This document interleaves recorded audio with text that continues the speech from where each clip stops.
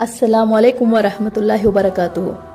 حضرت ابو موسیٰ رضی اللہ عنہ روایت کرتے ہیں کہ نبی کریم صلی اللہ علیہ وسلم نے ارشاد فرمایا، جو شخص اللہ تعالیٰ کا ذکر کرتا ہے اور جو ذکر نہیں کرتا، ان دونوں کی مثال زندہ اور مردے کی طرح ہے۔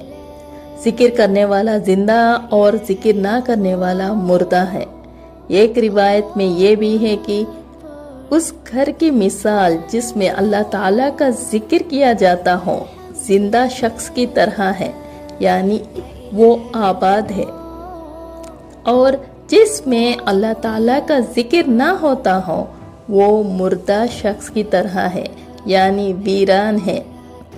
یہ صحیح بخاری اور صحیح مسلم کی روایت ہے۔ حضرت معاذ بن جبل رضی اللہ عنہ روایت کرتے ہیں کہ رسول اللہ صلی اللہ علیہ وسلم نے ارشاد فرمایا، جنت والوں کو جنت میں جانے کے بعد دنیا کی کسی چیز کا افسوس نہیں ہوگا سوائے اس گھڑی کے جو دنیا میں اللہ تعالیٰ کے ذکر کے بغیر گزاری ہوگی۔ یہ طبرانی کی حدیث ہے۔ اللہ تعالیٰ ہمیں کثرت سے ذکر کرنے کی توفیق عطا فرمائے، آمین یا اللہ۔ جزاک اللہ خیر۔